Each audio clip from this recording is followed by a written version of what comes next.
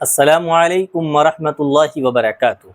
हज़रात नाज़रीन, कल एक साहब ने सवाल किया कि मुफ्ती साहब दुआ क्यों नहीं कबूल हो रही। हमारे मुल्क के हालात ऐसे हैं और हर जगह मुसलमानों को निशाना बनाया जा रहा, और मुसलमान इस वक्त सबसे ज़्यादा निशाने पे है, सबसे ज़्यादा इसे परेशान किया जा रहा। वो चाहे हमारे मुल्क के हालात हो, चाहे आप आलमी सतह पर एक ताइराना निगाह डालकर देखेंगे तो भी आपको यही नज़र आएगा कि हर जगह मुसलमानों की ज़िल्लत और रुसवाई हो रही है। और सारे लोग दुआएं कर रहे हैं, नेक लोग दुआएं कर रहे हैं, लेकिन फिर भी दुआ क्यों नहीं कबूल हो रही है? क्या कोई नेक नहीं है?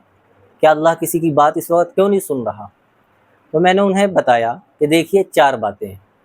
नंबर 1, ये भी हो सकता है, बहुत मुमकिन है कि किसी के भी मुंह में हलाल का लुक़मा नहीं जा रहा, कोई भी हलाल रोज़ी ना खा रहा हो, किसी के भी पेट में हलाल कमाई ना जा रही हो, बल्कि हर एक के पेट में हराम कमाई जा रही हो, चाहे वो गैर महसूस तरीके पर हो, चाहे खाने वाले को पता ना चल रहा हो, लेकिन वो कमाई हो सकता है कि हराम की। और दूसरी वजह यह है कि हो सकता है कि अल्लाह ताला हमें सबक सिखाना चाहता है कि तुम अगर नहीं सुधरोगे तो तुम्हारे ऊपर ऐसे हालात आएंगे, तुम्हारे ऊपर ऐसे हुक्मरां मुसल्लत होंगे जो तुम्हारे ऊपर जुल्म करेंगे।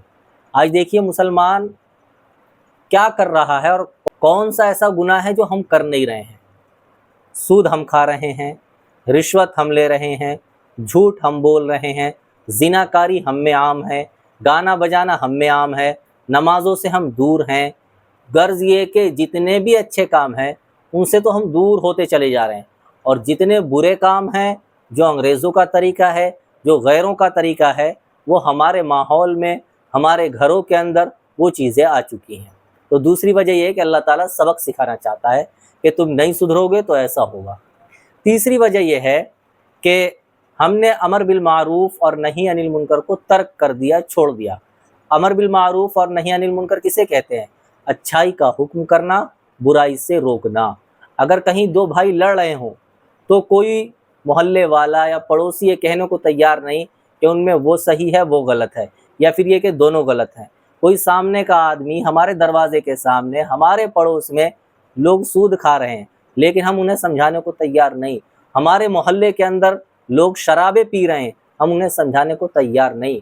हमारे मोहल्ले के अंदर ज़िनाकारी आम है, लेकिन हम उनको ये नहीं कि उनके हाथ पकड़कर, उनके कंधे पे हाथ रखकर प्यार और शफ़क़त से उन्हें अल्लाह और रसूल की बात बता दें, उन्हें समझा दें कि देखो भाई शराब पीना गुनाह है, इस पर ये वईदें हैं, नहीं पियोगे तो अल्लाह ताला की तरफ से तुम्हें जन्नत में ऐसी शराब मिलेगी। लेकिन हमारे ऊपर कोई असर नहीं पड़ रहा है, चाहे लोग भाड़ में जाएं, हमसे मतलब नहीं है। हमें अमर बिल मारूफ़ और नही अनिल मुनकर को एक तरफ रख दिया, यानी अच्छाई का हुक्म करना और बुराई से रोकना हमने छोड़ दिया।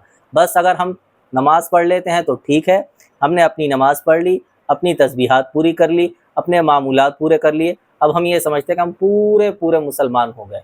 हालांकि ऐसा नहीं होना चाहिए। याद रखिएगा, कुरान करीम कहता है वत्तकू फितनतल ला तुसीबन्नल लज़ीना ज़लमू मिनकुम खास्सा, कि डरो उस वक्त से, बचो उस वक्त से कि जब आजमाइश आएगी अल्लाह ताला की तरफ से तो सिर्फ उन लोगों को नहीं पकड़ेगी, उन लोगों को अपने लपेट में नहीं लेगी जो गुनाह कर रहे हैं या जो जुल्म कर रहे हैं, जो गुनाहों के अंदर मुलव्विज़ हैं, बल्कि उन लोगों को भी पकड़ेगी जो लोग गुनाह नहीं कर रहे हैं, जो लोग अच्छे हैं, बज़ाहिर नेक काम कर रहे हैं, उन लोगों को भी अपने लपेटे में ले लेगी। इसी तरीके से चौथी वजह यह है कि दुआ कबूल होने के 3 मतलब हैं। पहला मतलब तो जो हदीस के अंदर बयान किया गया कि बंदा जो चीज़ मांग रहा अल्लाह ताला वही चीज़ उसे अता कर दे, वही चीज़ दे दे। दूसरा मतलब ये है कि बंदे ने दुआ मांगी कि ऐ अल्लाह मेरा ये काम कर दे, तो अब अल्लाह ताला ने उसकी वजह से, उसकी उस दुआ की बरकत से उसके ऊपर कोई मुसीबत आने वाली थी, कोई परेशानी आने वाली थी, वो हटा दी और वो टाल दी, अब वो बच गया। और तीसरा मतलब दुआ कबूल होने का ये है कि जो बंदा मांगता है अल्लाह ताला के यहाँ सब ज़ख़ीरा होकर इकट्ठा हो रहा है। कल क़यामत के दिन अल्लाह ताला बंदे से कहेगा, मेरे बंदे तूने ये भी मांगा था, तूने ये भी सवाल किया था, तूने ये भी दुआ मांगी थी। बंदा कहेगा अल्लाह ज़रूर मांगी थी। अल्लाह कहेगा मैंने तेरी सारी दुआएं कबूल की, आज तुझे उसका बदला दूंगा। अब बंदा जब ये देखेगा ना तो फिर कहेगा काश कि मेरी दुनिया में कोई दुआ कबूल न होती, सबका बदला मुझे यहीं मिल जाता کیونکہ وہ زندگی ایسی ہوگی کبھی ختم ہونے والی نہیں ہوگی۔ اور اسی طریقے سے جنت کی نعمتیں، تو اللہ تعالیٰ سے وہ بندہ طلب کرے گا اور کہے گا کاش کہ دنیا میں کچھ نہ ملتا، سب کچھ یہیں مل جاتا۔ تو آپ سمجھ گئے ہوں گے کہ دعا قبول نہ ہونے کی وجوہات کیا کیا ہیں۔ فقط والسلام۔